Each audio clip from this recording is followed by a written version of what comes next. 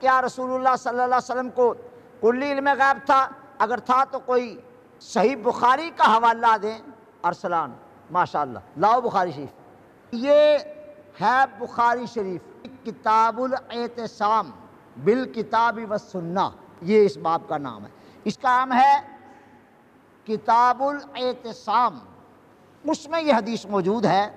اس کے راوی ہیں حضرت ابو موسیٰ الاشعری رضی اللہ عنہ، کہتے ہیں کہ رسول پاک صلی اللہ تعالیٰ علیہ وآلہ وسلم سے لوگوں نے سوالات کرنے شروع کیے کہ یہ بتائیں یا رسول اللہ، یہ بتائیں، اور سوال اس کثرت سے ہوئے کہ نبی کریم صلی اللہ تعالیٰ علیہ وآلہ وسلم کو متواتر سوالات سننے سے غاضبہ آپ کو غصہ آ گیا، یہ تم نے آج ہی سارے سوال پوچھتے جا رہے ہیں۔ غاضبہ، رسول اللہ غضبناک ہوئے، تو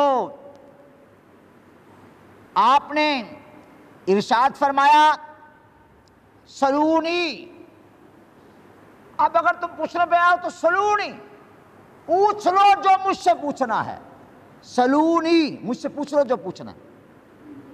فقام رجل فقال یا رسول اللہ من ابی، ایک بندہ کھڑا ہو گیا، آپ نے فرمایا کہ جو پوچھنا پھر پوچھ لو، کھڑا ہو گیا، تو فقام رجل یا رسول اللہ من ابی، میرا ابا کون ہے؟ اب بتائیے کیسا سوال ہے، بخاری ہے، من ابی یا رسول اللہ، قال ابو کا حذافہ، فرمایا تیرا ابا حذافہ ہے۔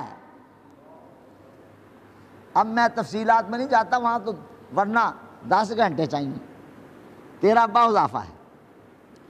ثم قام آخر، پھر ایک اور بندہ کھڑا ہوا، فقالا یا رسول اللہ من ابی، میرا ابا کون ہے؟ پتر ہے جڑیاں ہن گلاں کردے نا، یہ نویاں نہیں ہے گیاں، یہ رسول پاک دے زمانے صلی اللہ تعالیٰ علیہ وآلہ وسلم ہو گئیاں ہویاں نے، میں تے صرف سنا رہا، تسی یہ نہ سمجھو کہ تسی بڑے اعلیٰ قسم دے علم یافتہ ہو تو تہاڈیاں تحقیقاں بڑیاں اچیاں تے لمیاں چوڑیاں نے۔ کاکا 10 منٹ نہیں لگ دے، میں کنگال کر کے رکھ دینا اللہ رسول دے فضل نال۔ دوسرا بندہ اٹھیا، وہ کہنے لگا یا رسول اللہ میرا ابا کون ہے، میرا باپ کون؟ سوال بھی وہ ہے جو یا اللہ کو پتہ ہے، دوسرا اس کی بولو، سوال وہ ہے جس کو یا کس کو پتہ ہے، اللہ کو، یا اس کی ماں کو پتہ ہے، اور وہ کہہ رہے ہیں من نبی یا رسول اللہ، میرا ابا کون ہے یا رسول اللہ، بخاری ہے۔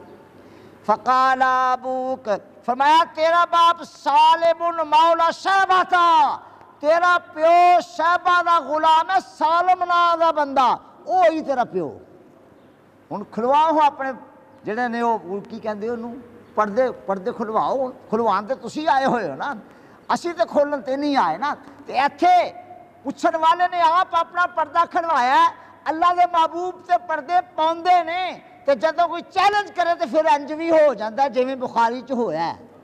فلما رہا عمر، جب حضرت عمر نے دیکھا رسول اللہ کے چہرہ مبارک کو، یا رسول اللہ آپ غضبناک نہ ہوں، انا نتوب الی اللہ، ہم اللہ سے توبہ کرتے ہیں حضور، یہ آپ سے سوال اس طرح کے ان کو نہیں کرنے چاہیے تھے، انا نتوب الی اللہ، توبہ کون کرتے ہیں؟ ہم، حضرت عمر کہتے ہیں۔ پھر تھوڑی حدیثیں چھوڑ کر اسی باب میں آگے حدیث آ گئی، نبی کریم صلی اللہ علیہ وسلم نے ارشاد فرمایا کہ صحابہ آؤ، صحابہ آ گئے، آپ نے نماز زور پڑھائی، زور پڑھا کر قام علی المنبر، ممبر شریف پر جلوہ گر ہو گئے، فذکر الساعۃ، قیامت کا ذکر شروع کیا، اور قیامت کے قریب جا کر جو بڑے بڑے امور ظاہر ہوں گے، اموراً عظاماً، ان کا ذکر کیا۔ پھر آپ نے فرمایا ہاں، اور اگر کسی نے کوئی سوال کرنا ہے، کچھ پوچھنا ہے تو وہ بھی پوچھ لے، اور ارشاد فرمایا فواللہ لا تسالونی عن شیء الا اخبرتکم بہ ما دمت فی مقامی ھذا، اللہ کی قسم جو کوئی مجھ سے آج سوال کرے گا کسی چیز کے بارے میں بھی، ساری کائنات کی کسی شے کے بارے میں، میں اپنی جگہ سے دائیں بائیں نہیں ہٹوں گا جب تک اس کا جواب نہ دے لوں۔ بخاری کے الفاظ ہیں، کون کہتا ہے کہ رسول اللہ کو کسی شے کی خبر نہیں ہوتی؟ جسے خبر نہ ہو وہ رسول اللہ نہیں ہوتا، اور ہمارے آقا سے رب نے کچھ چھپایا نہیں ہوا، چیز تو رہی چیز، چیزوں کا بنانے والا خود سامنے آ گیا۔ محبوب مجھے بھی دیکھ لے۔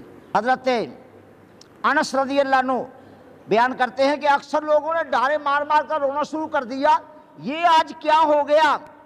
وَأَكْثَرَ رسول اللہ صلی اللہ علیہ وسلم أَن يَقُولَ سَلُونِي سَلُونِي، اور نبی کریم علیہ السلام بھی فرماتے جا رہے ہیں سلونی سلونی سلونی، اوے پوچھو میں کو کی پوچھنا جے، اوے پوچھو میں کو کی پوچھنا جے، پوچھو میں تو کی پوچھنا جے، سلونی سلونی سلونی۔ یہ بخاری ہے۔